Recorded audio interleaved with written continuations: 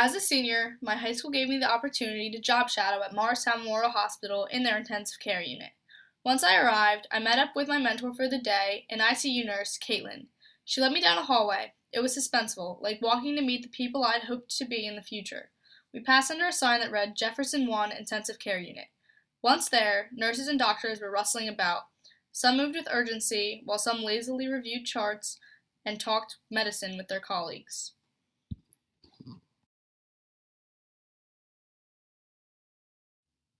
Caitlin and I started off the day by doing inventory and systems checks on crash carts. It seemed trivial, but when someone is dying, anything missing could be disastrous. Next, we made rounds, meeting with each patient of Caitlin's. She called each patient by name and changed medications or other interventions. All but one patient were unconscious, but Caitlin was sweet and hopeful to get any sort of response. The one woman who could speak told me she was very thankful I was there, as she doesn't get many visitors. She smiled at Caitlin, who was changing her drainage canisters. This drainage apparatus consisted of tubes which led to containers that Caitlin referred to as grenades because of their shape. These drained blood from the woman's leg. The woman thanked Caitlin and wished me the best with my college application process. We ran into the two other girls who were shadowing in the ICU. They both got queasy from what they saw. One was even sitting in a chair looking like she was about to faint. Caitlin noticed I didn't react that way, so she introduced me to a doctor. He told me he would show me the fun stuff. We crossed the hall to a patient's room. On the glass, a sign read, "Contact precautions," meaning proper gear had to be worn into the room. We suited up, snapping on gloves and hairnets. We also tied on some smocks and face masks. It made me feel like I was about to perform my first surgery. At first glance, it was a surprise the large unconscious man was even alive. He had tons of wires sticking out of him. He was surviving indefinitely, like a computer. If you unplugged him, he'd die. He had a pouch on his side. The doctor told me it was a colostomy bag. He changed it, replacing the current bag filled with black gunk with a clean, empty one. He also had a long laceration down his abdomen. This made me realize that the contact precaution sign was for his protection, not my own. The doctor removed the black sponge which was inserted into the open wound to keep it sterile. I asked the doctor why it wasn't stitched up. He explained that he was too swollen after surgery, gesturing towards the man's enormous abdomen. As he changed the sponge, I noticed a yellow substance under the skin. It looked like lumpy jello. The doctor told me that it was fat as he shoved the new sponge into the opening. I thought, this is the fun stuff. That's when the doctor said, "Time for the central line."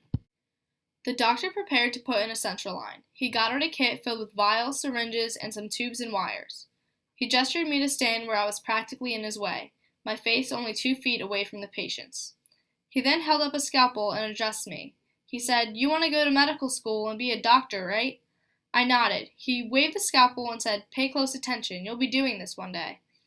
The way he spoke to me was so relaxed, like this was no big deal to him, a walk in the park. For a second I thought he was going to hand me the scalpel and let me give it a try. He cleaned off an area of the man's neck with some type of disinfecting iodine solution. He then laid a cover over it with the hole where he would be working. He inserted a syringe under the man's clavicle until blood filled the syringe when he drew back. That was how he knew he was in the right place. He then removed the syringe but left in the needle tip and threaded a long wire into the tip. He let me be so close to the patient and watch him slice into his neck with the scalpel and thread a long tube over the wire into the patient's superior vena cava. The tube led directly to the patient's heart. Now the only remaining part of the tube was the end, with different ports for administering medication and drawing blood. I thought it was amazing that this doctor just casually shoved a tube into the main part of a man's circulatory system without killing him or even injuring him. Right then I knew I wanted to be in the doctor's position one day, performing seemingly impossible life-saving tasks as easily and calmly as riding a bike. This experience motivated me and showed me that this truly is what I want to pursue in my life.